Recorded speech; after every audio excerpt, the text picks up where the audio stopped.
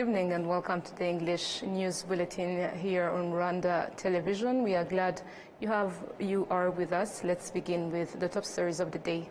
Senior financial managers in Africa emphasize the critical role of governments in creating enabling environments for the adoption of digital financial services.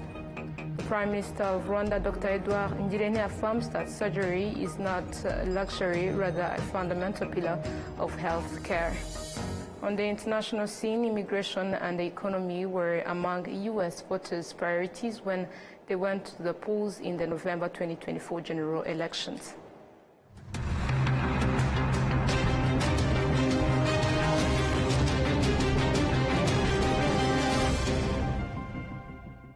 My name is Olive Neten. It's always a pleasure to have you with us. And for today's edition, we will start with this announcement. Today at Urugwiro Village, President Kagame received Chiman Kwan, Group CEO and co-founder of Raffles Family Office, who is here in Rwanda to attend the Inclusive FinTech Forum. The discussion focused on Rwanda's progressive and innovative regulatory framework for financial institutions and the investment opportunities across various sectors.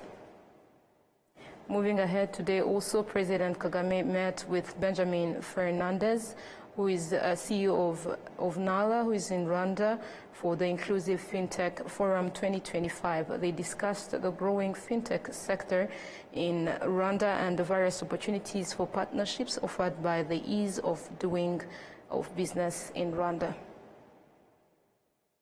Now, moving ahead to more news, senior financial managers in Africa emphasized the crucial role of governments in creating enabling environments for the adoption of digital financial services, a key driver in accelerating fintech growth. They reiterated this during panel discussions on the first day of the Inclusive FinTech Forum, which is happening here in Rwanda. Adam Squizera has more on this. Centrally, which is purely our own. Building a resilient and technology-driven financial sector is one of the key points being discussed by global financial institutions and banking managers at the Inclusive FinTech Forum. Central Bank of Rwanda Governor John Rwangombwa highlighted that Rwanda has made significant investments in advancing technology-driven financial services. But now, since the last 3 years, the government has revamped and invested in our national switch, what we call our switch, with the Rwanda integrated digital payment system. So that is really finalizing its revamping, and tomorrow I think we'll be launching the new phase of this INDPS that will connect all the different digital channels. With that, we expect to see even bigger growth in the uptake of digital financial services. However, concerns persist regarding the use of digital transactions, particularly in the African financial institutions. Mike Kitepkutu, a senior manager at the Central Bank of Kenya, emphasized the need for effective monitoring systems to oversee users of the services and mitigate potential risk. In Kenya, for example, we focus on issues of making sure that the players, the fintechs in this area, roll out payment systems that encourage the public usage. They can trust it. Make sure the systems are available, that the systems are secure, because those are the principles that we look at, and that it meets the needs of the users.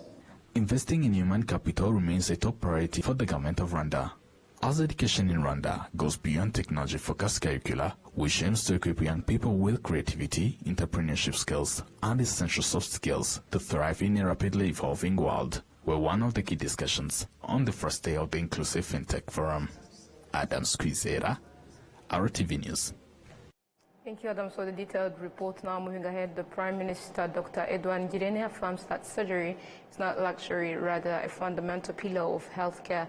He made the remarks on Monday while officiating the opening ceremony of the Pan-African Surgical Conference 2025. Prince Manzi has more on this. The Ministry of Health demonstrates that in Rwanda there are only 162 surgical doctors providing services to 1,788 people. The Ministry of Health affirms that the number of these doctors has to increase to at least 1,000. Road accidents are mainly the cause of the surgery service need. I was driving a motorcycle and the car hit me. The knee was broken as well as the femur. They operated the lower part and will do another surgery on the upper part. There's hope on 80% that I'll go home with my leg okay. Health Minister Dr. Saben Sanzimana reiterates that the government of Rwanda is increasing the number of surgical doctors as well as the quality needed to meet the needs of citizens. But it's possible, and I'll explain why. Before we begin the 4x4 program implementation, we were graduating 3 surgeons per year, only 3 surgeons per year in Rwanda. So only this year, we enrolled more than 60 residents into first year of surgery, from 3 to 60 entry. It's possible. It's possible, and it's going to be even possible because we are expanding the training sites, not just Ashika, Sashibe, Military Hospital and King Faisal. We are opening also already opened provincial hospitals, level 2 teaching hospitals as training sites. I think gyne obstetrics are already moving faster. They already started residence program in those hospitals, and surgery is also following. Kathy Maggie of the Operation Smile with 42 years of experience reiterates on how she was amazed by how Rwanda's leadership prioritizes the well-being of citizens. We did have the honor of meeting President Kagame, and I said to him, well, so what do you need from me? What do you need from Operation Smile? He said, I don't need anything but best health care in my country. Because if I have best health care, I will have strong families, I will have strong workers, I will have a strong country to move forward. Best health care, that's all I'm asking from you. And so that's how we proceeded to do that and give best health care and had others join. So we are working with the 12 other African countries, so make sure we collaborate together. In his speech, Prime Minister Dr. Edouard Ngirente affirmed that surgery is not luxury, rather a fundamental pillar of healthcare.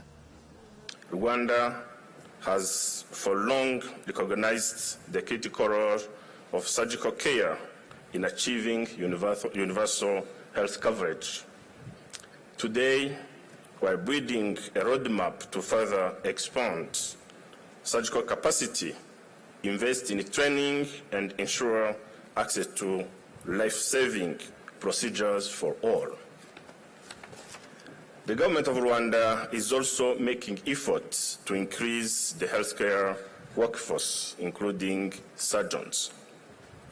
In this regard, we are upgrading and expanding teaching hospitals closer to communities. Our aim is to ensure that the next generation of surgeons is trained in settings that are geographically accessible to the populations that need them most. The Ministry of Health affirms that on every district hospital there should be a surgical doctor. One of the key contributors to this is the 300 admitted students in the General Medicine faculty in the University of Rwanda. Thank you, Prince, for the detailed report. Now moving ahead, an RDF delegation led by the Chief of Defense Staff General Mubarak Muganga is attending the joint EAC SADC meeting of Chiefs of Defense on the security situation in the Eastern Democratic Republic of Congo.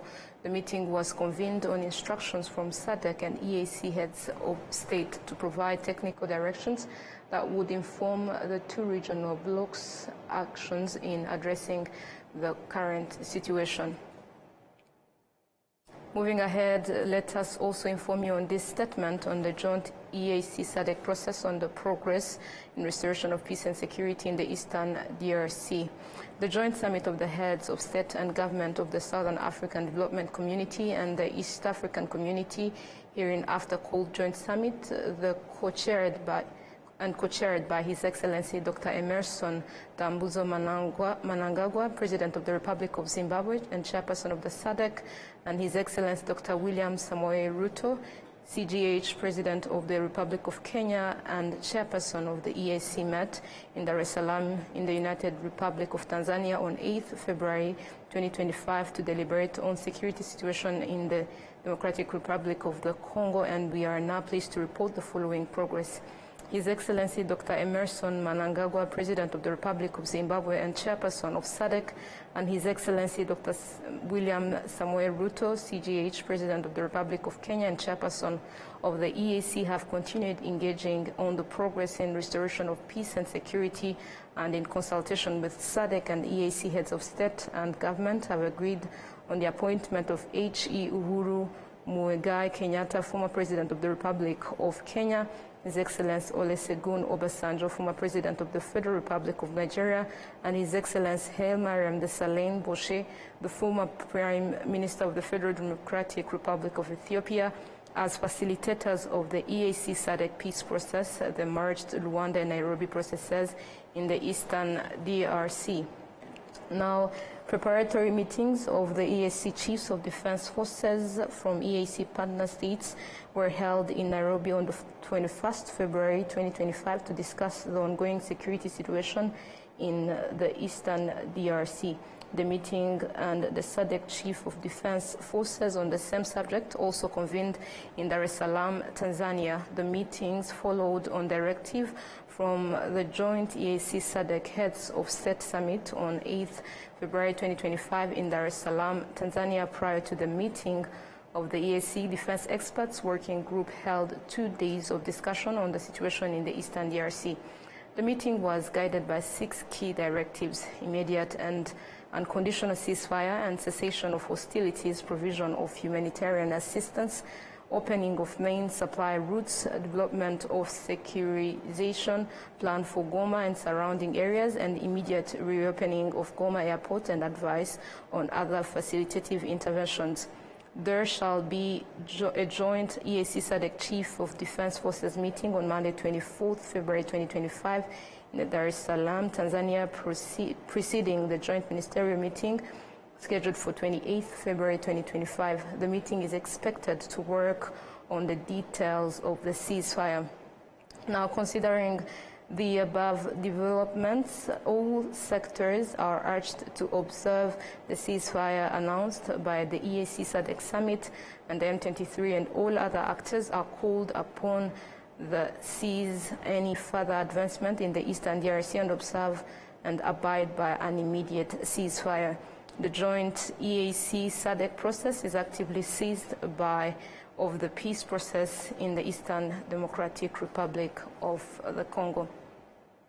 Now, that was the statement of the joint EAC SADC process on the progress in restoration of the peace and security in the Eastern DRC.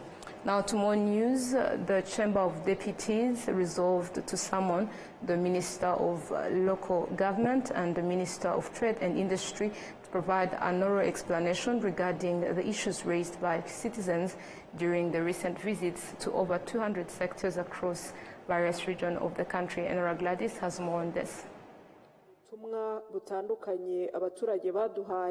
During the countrywide outreaches in early January this year, the members of parliament assessed the effectiveness of the government's allocation of funds intended for the population's development. The MPs found that significant progress has been made by the population thanks to the support provided by the government. Now a resident is not afraid to contribute 60,000 to the savings group because they know that they will receive the money back with interest. They have now reached a point where a member can request a loan of about 200,000, 300,000 or even 400,000, which they can use to buy a cow, goat or pigs, or even rent a field for farming. Now, I don't have to sell anything to send my child to school. Instead, if everyone in the savings group receives their share in September, I can use that money as my savings and then use it to pay for my child's school fees. However, residents conveyed to the MPs their dissatisfaction with the services provided under the VUP program and the government fund for small and medium enterprises. They also raised concerns about the interest rates on loans from Umurenge Sacco. Sometimes a resident may have 1,000 and want to save it in their Sacco account, but the financial institution is about 4 kilometers away from their home. As a result, they may decide not to go, and the money may be used for an intended purpose. I took a loan with an interest rate of 24%, and from the small profit I make, after dividing it among all expenses, it can sometimes be discouraging. If there is any alternative solution to this, it will be a great help, not only benefiting us, but also encouraging those who have quit to return. We request that the government approach BDF and ask them to come and assess the challenges we are currently facing. Honorable Wineza Belin, the Deputy Speaker of the Chambers of Deputies in charge of Parliamentary Affairs, expressed that the citizens are seeking solutions to these issues. Nubwo hari intambwe imaze guterwa kandi igaragara mu kuzamura imibereho. Even though progress has been made in improving the lives of citizens and helping them fight poverty, deputies have found that there are still issues to address, particularly in the VUP programs. Beneficiaries have reported that the money they receive for completed tasks is insufficient, given the rising market prices. Additionally, some beneficiaries have indicated that they do not receive payment on time. There are also concerns about beneficiaries who live far from their workplaces, which forces them to travel long distances.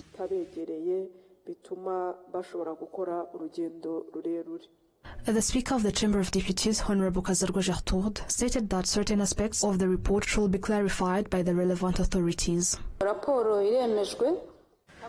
The report, along with the included resolutions, has been approved. These resolutions will be forwarded to the relevant institutions for implementation. Some issues highlighted in the report on MPs' outreach activities will be referred to the relevant committees for further analysis. If necessary, specific ministers will be invited to provide either written or oral explanations. Enora Gladys, RwandaTV News. Now to more news. Junior professionals who joined the Rwanda Correctional Service and underwent 11 months of training have been entrusted with safeguarding national security and managing correctional facilities. Enora Gladys once more. In a ceremony marked by a parade at the Rwanda Correctional Services training in Rwamagana district, a group of 546 young professionals showcased their martial arts skills, demonstrating non-lethal techniques for self-defense and maintaining security without the use of firearms. Some of the trainees who earned the Wender rank, a designation in the prison service, expressed their readiness to apply the skills they have acquired during their training. I gained valuable skills in terms of guarding security, protecting ourselves, and respecting human rights. What we learned includes both unarmed and armed combat techniques. I feel content beyond words. What I want to assure Rwandans is that the oath I have just taken is to help those in the correctional services become better and refrain from harmful activities, and I will uphold that as we learned in these trainings. What I assure people is based on the fact that the training provided was well structured and followed thoroughly. I believe that we will achieve our goals in the correctional facilities. We will train the prisoners as we should, guiding them to refrain from repeating the mistakes they made. We will also teach them that crimes are wrong and that they threaten the security of the country. The commandant of the RCS training school, SSP Jean-Pierre Olivier Bazambanza, emphasized that the training provided will equip the trainees to effectively perform their assigned duties. These students were trained in various courses that provided them with both knowledge and skills, as well as the good conduct expected from a professional in the Rwanda Correctional Service. They gained knowledge on how to correct those in prison, while also respecting the rights of the incarcerated individuals. They learned military courses, including the use of firearms, as well as courses and exercises designed to instill discipline and the capacity to follow rules. Additionally, they were trained in physical exercises.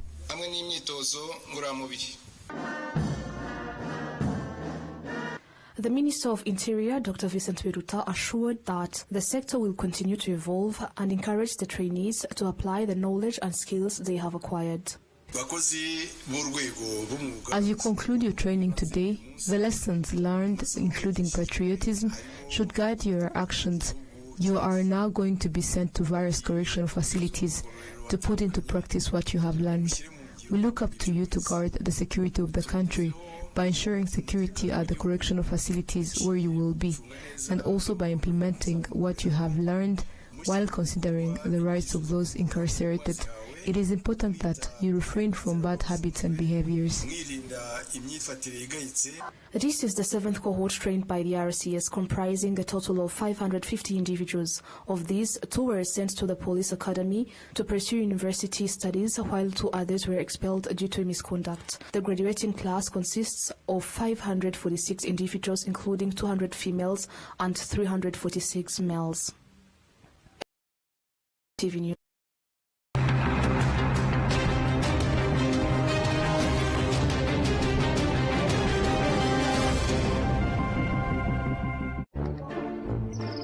Alo, baramutse shiri wanjye. Utekereza ko guhora wiziganya n'umushu aribyo birenze? Natwe niko tubibona. Ubona nta cyakurutira kugaragaza impano yawe. Niko bimeze. So guys, uyu munsi tugiye kuganira ku gaseke. Agaseke njyewe gafite byinshi. Kamari, ese wowe kakumariye iki?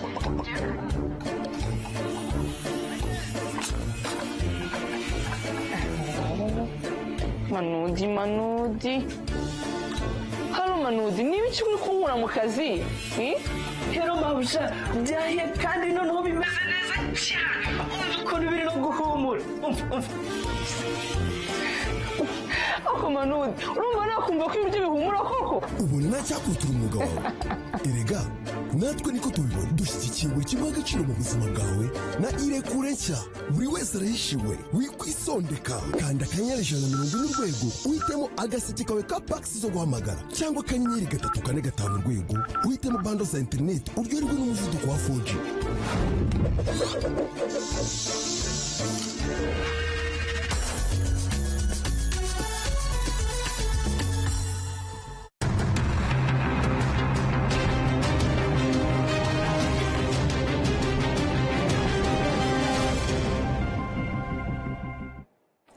Welcome back now to matters making headlines globally. Immigration and economy were among U.S. voters' priorities when they went to the polls in the November 2024 general elections. But how do Americans feel a month into President Donald Trump's presidency? VOA has gathered the details for this. U.S. inflation rose 3% in January, but several supporters of President Donald Trump in Simi Valley, California, are confident his administration will eventually get it under control. There's a reason that some prices are up, and a lot of the prices may never come back, but they won't keep going up once we fix the economy. I just paid 20 cents more per gallon at Costco yesterday, but it doesn't matter to me because in the future I know my children will be benefiting in some way and our economy will pick up. Michael Bernanke downplays concerns by several economists that President Donald Trump's plans to impose tariffs on other countries could result in more price increases. The tariffs, I think, are necessary for leverage, okay? And to make things fair when it comes to us purchasing things from other countries purchasing things from us. On Lee, who owns an auto center in Falls Church, Virginia, voted Democrat in the presidential election. He's already seeing a decrease in customers who are hesitant to spend money on car repairs. If tariffs are imposed on spare parts, he says he'll need to pass some of those extra costs on to his clientele. I'm not to buy part direct from the Canada or Mexico or China. We have a middleman. When they charge me more money, then we have to increase the price. Otherwise, I cannot run the business. D.C. restaurant and lounge owner Douglas Crocker voted Democrat too in the presidential election. He's also making business adjustments in light of rising inflation. We deal with a number of different wholesale buyers, and we've found ourselves now having to make sure we're budgeting and watching and being price conscious about our price purchases. Konstantin Stavropoulos owns a diner in the U.S. Capitol. Tariffs on ingredients such as Mexican avocados could force him to increase the prices of certain dishes. Although he didn't vote for Trump, he's optimistic some policies the president has proposed will move the economy in the right direction. My only hope is that he follows through on the tips not being taxed for employees, for tipped employees. That would be a big boom that would help us in the restaurant industry. He'd also like to see the Trump administration bring the cost of energy down, which Stavropoulos notes impacts truck deliveries of produce. Veronica Valeras Iglesias, VOA News, Washington. And this VOA story brings us to the end of tonight's bulletin, but before we leave, a reminder of the top stories that made the edition. Senior financial managers in Africa emphasize the critical role of governments in creating enabling environments for the adoption of digital financial services. The Prime Minister, Dr. Edward Ngirente, affirms that surgery is not luxury, rather a fundamental pillar of health care. On the international scene, we have seen how immigration and the economy were among U.S. voters' priorities when they went to the polls in the November 2024 general elections and how they are feeling now.